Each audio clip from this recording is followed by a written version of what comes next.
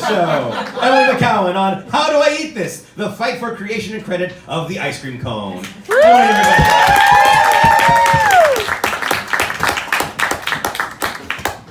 I'm just going to do this ahead of time so I'm not doing it awkwardly later. Okay. All right. Hi, guys. Hi. Hey. So today, we're talking about some food history and some food legends. So I want you to picture it. It's the beginning of the 18th century. America is well and truly on its way to getting really very full of itself. Part of that is fueled by big, wacky ideas. Ideas surrounding politics, industrialization, and also, perhaps most importantly, food. Food. Chips. I've dug for so many pictures, and this is the only ship that I could find. Gondola. The St. Louis World's Fair, 1904, officially named the Louisiana Purchase Expedition, commemorating the 100-year anniversary of the Great Transaction of the West. We love capitalism here, folks. A time when America as a whole was coming together to pat themselves on the back for all the progress and great inventive ideas they had had in the past century. And according to popular legends, it was also the birthplace for many classic American foods. Foods like hamburgers, Hey. hot dogs, Oh. peanut butter, Ah. iced tea, Woo. club sandwiches, Nice. cotton candy, Nice. and the ice cream cone. Nice. This one. Honorable mentions also to Jell-O and Dr. Pepper, but those are brand names, so we don't care. But let's take a closer look at these great food ideas and innovations. And in an interactive game I like to call Fair or Fraud. We're gonna run through these. I'll tell you a bit about them, the most sort of classically accepted creation ideas and stories surrounding these, and you tell me, by yelling, if you think they were fair, invented in the fair, or fraud, whether you think the story is made up. Starting with Fletcher Old Dave Davis, a lunch counter operator from Athens, Texas, came by the fair with a crazy idea about sticking a patty of ground meat on a bun. They called it a hamburger after the people of Hamburg, Germany, who, as we know, are famous for loving ground meat. Fair or fraud? Fraud. You guys are too smart for this. Hamburg steak, meaning a patty of ground beef that was eaten with a knife and fork, shows up in cookbooks from before the Civil War, and references to a hamburger sandwich date back to the 1880s, well before the fair. Now, Anton Feuchtwanger, I know these are all real names, real people who sold food at the fair, was selling hot sausages from his booth at the fair, but customers complained the wieners were too hot to hold. They kept walking off with the white gloves he provided them to hold them safely. So, Feuchtwanger's wife suggested serving the meat in a bun. Conveniently, his brother-in-law was a baker and made some bread rolls to use. Fair or fraud? Fair. Nope. Guys, it's a sausage on a roll. Sausages of all kinds have been served on rolls by street vendors for literally centuries. German records show Nuremberger roast bratwurst eaten this way as early as 1567. Okay, peanut butter. George Bale ground America's new favorite crop into a delicious paste to celebrate our ever-expanding borders. Very on theme for the fair, and people traveling from all over the world to the fair could not get enough of it. Fair or fraud? Fraud. You're right, it's Canadian. Marcellus Gilmore Edson of Montreal patented the process of making sweetened peanut paste in 1884. Even George Bale, who did sell it at the fair, started selling peanut butter as a snack before the fair. But sales really did explode afterwards, so it is honestly appropriate. Especially because Marcellus Gilmore Edson was black. Anyway, Richard Bleckenden, these are real names again, he was the tea commissioner at the India Pavilion. Like most world fairs, for those of you who've read Devil in the White City, you know, they had these sort of individual pavilions and buildings that were themed, kind of like Epcot, but the theme was always like, how great is Oregon, or our great wheat fields in Wyoming, that kind of thing. E-News. E-News. So Richard was the tea commissioner at the India Pavilion. He was selling tea at the fair, but noticed not many people were interested in buying hot drinks in the sweltering summer weather. So he poured some over ice, and voila, iced tea. Fraud. Yeah, no. It had been trendy for more than 30 years before the fair. In 1868, a widely circulated syndicated newspaper piece noted that iced tea with lemon juice is said to be a popular and healthy drink, and provided instructions for making it, and after that it appeared in lots of cookbooks in the 1800s. The club sandwich was a perfect combination of fresh ingredients from America. This fair was really about celebrating the best that our nation had to offer, and this was the highlight of the Pike at the Fair, which was the mile-long thoroughfare lined with shops and food vendors. Fair or fraud? It's all been fraud so I far. know. Yeah, it's all bad. Kind of like a hot dog, something as generic as a sandwich with bacon, turkey, lettuce, and tomato is difficult to pin down the actual creation. The most widely accepted origin story is that it was invented in 1894 at an exclusive gambling house in Saratoga Springs, New York, that was called the Saratoga Clubhouse, hence the clubhouse or club sandwich. Cotton candy, invented by a dentist. Irony. Capitalism. Named William Morrison and called Fairy Floss, a great spectacle on the Pike, especially because it used a brand new machine to whip tiny sugar crystals up into threads. The machine is there. I'm guessing you're all wrong. The machine was actually invented in 1897 in cooperation with confectioner John C. Wharton, way before the fair. So, the reason we're all here. Yes. Ernest Hanwi, a Syrian waffle maker. Some people say they were actually treats called zalabia, which is kind of a funnel cake situation. Had a stroke of genius when Charles E. Mencius, the ice cream concessionaire operating right next to him, ran out of glass serving dishes. He took one of his still hot waffles, rolled it into a cone, and the two snack sellers worked in tandem for the rest of the fair. I know it's so unsatisfying. I'm sorry. Hanwi's one of many vendors who claim to have invented the ice cream cone, but pretty much all of them were at the 1904 fair.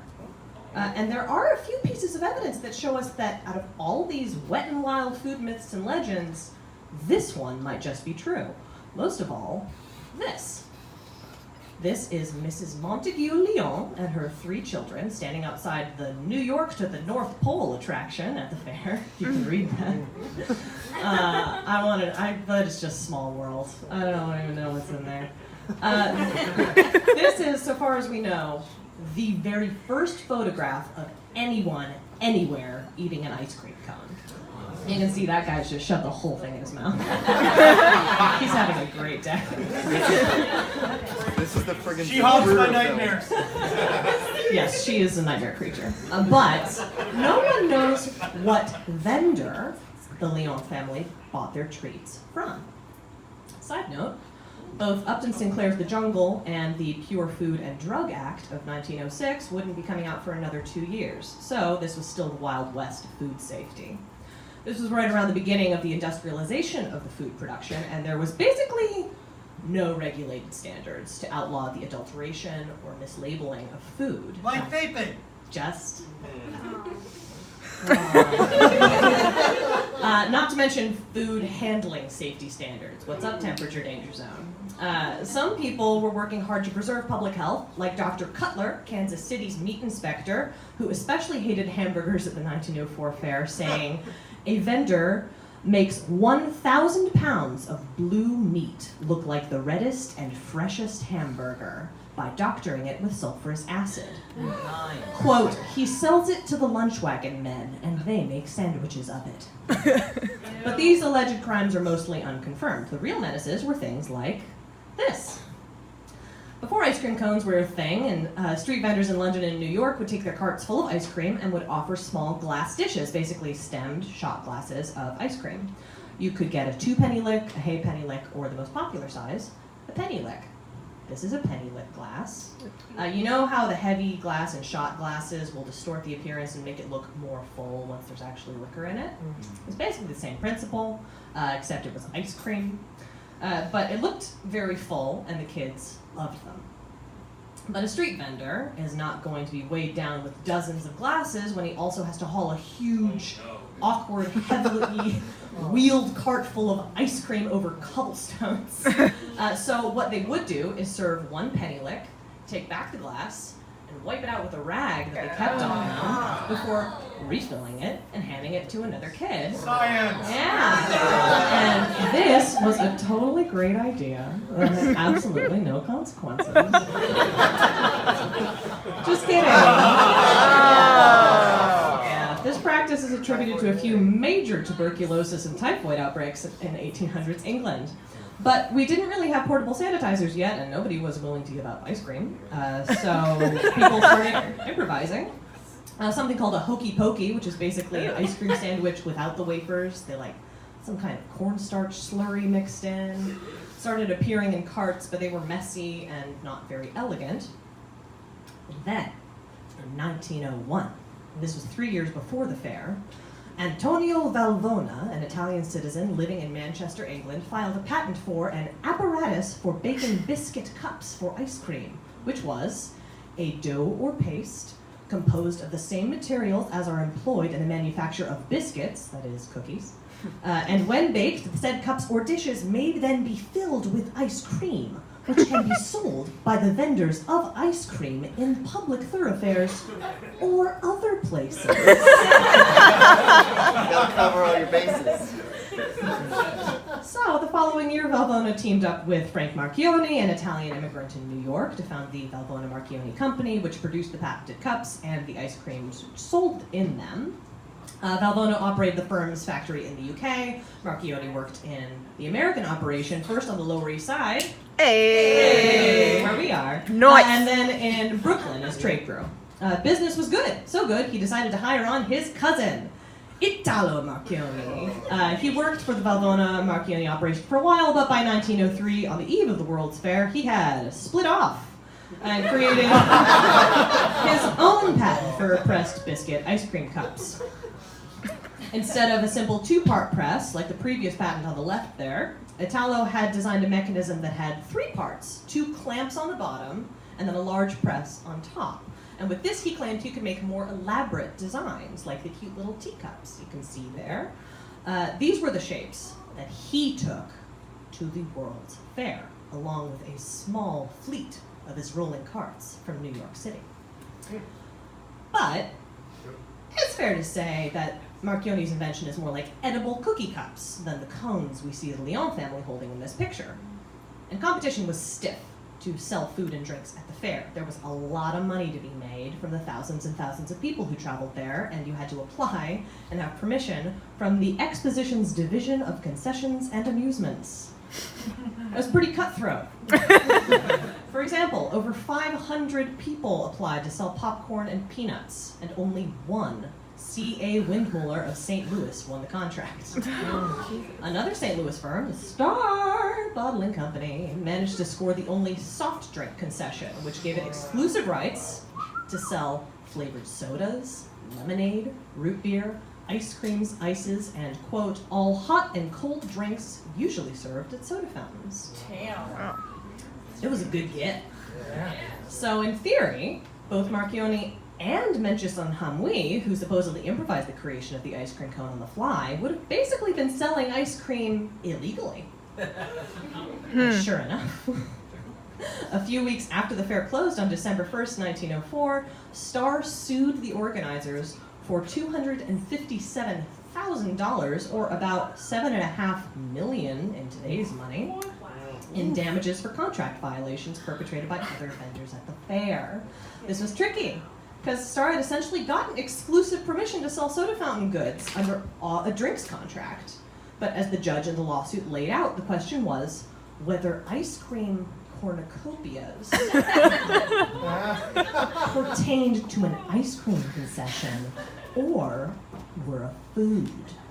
Because of the edible wafer wrapping the ice cream, and pertain to a restaurant or lunch stand conception.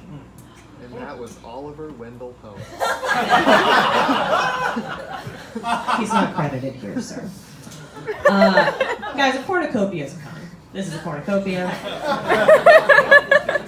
What's wild is that the concept of an edible vessel to eat out of was still so novel and unpredictable that there were no laws to govern what it meant. No one had the legal right to sell it. I believe we can extrapolate two things from this. One, that ice cream cornucopia or cone was indeed invented at the 1904 World's Fair. And two, there's no use crying over spilled cream. Hey. Even if it costs you almost $8 million. So, if you would like to raise a glass with me to an idea so great, there is no way only one person thought of it.